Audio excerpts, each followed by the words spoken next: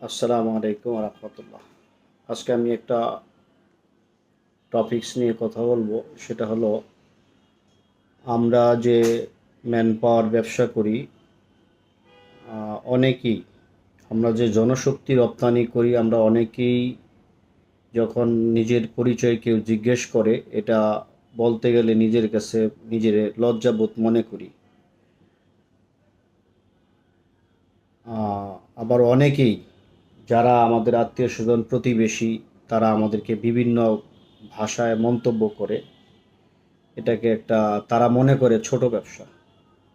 আসলে man power বা জনশক্তি কর্মসংস্থানের মতো এত ভালো কাজ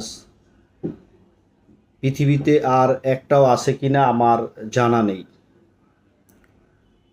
যদি আমরা সঠিক, সুন্দরভাবে, সততার সাথে করতে পারি, তাহলে এটাই সবচেয়ে বিশ্বস্ত ব্যবসা।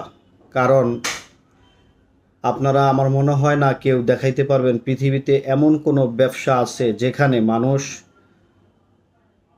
বিনা শর্তে, বিনা ডকুমেন্টসে, বিনা খাতায় সাইনে টাকা পয়সা দিয়ে তারা চলে যায় শুধু কথার উপরে বিশ্বাস করে। তাই আমি বলতে চাই যে এই ম্যান পাওয়ার ব্যবসার মতো যদি সততার সাথে করা যায়, তাহলে পৃথিবীতে এর চেয়ে ভালো ব্যবসা আর এর চেয়ে ভালো কাজ আর কোথাও নাই। কারণ এমন একজন মানুষ আমাকে দেখান যে কে আপনার সাথে ব্যবসা করতে আইসা আপনাকে কোনো রকম ডকুমেন্টস ছাড়া, খালি মৌখিক বিশ্বাসে লক্ষ লক্ষ কোটি কোটি টাকা দিয়া চলে যায়।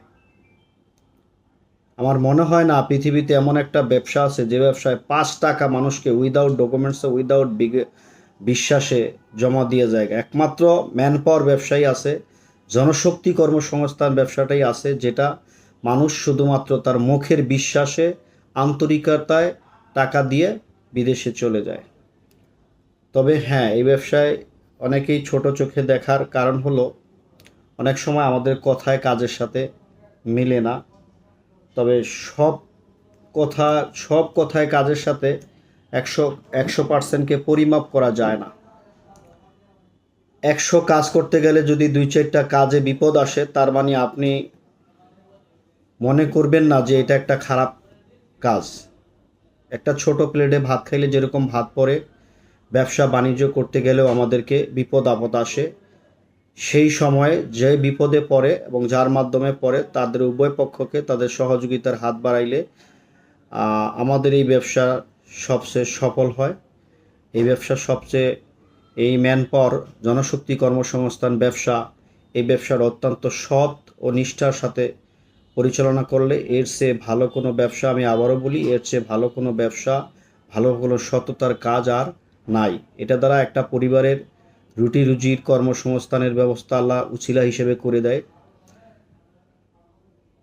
তা আমি সকলকে অনুরোধ করব, যদি আমার এই কথাগুলির ভিতরে ভুল ত্রুটি হয়, ক্ষমার দৃষ্টিতে দেখবেন।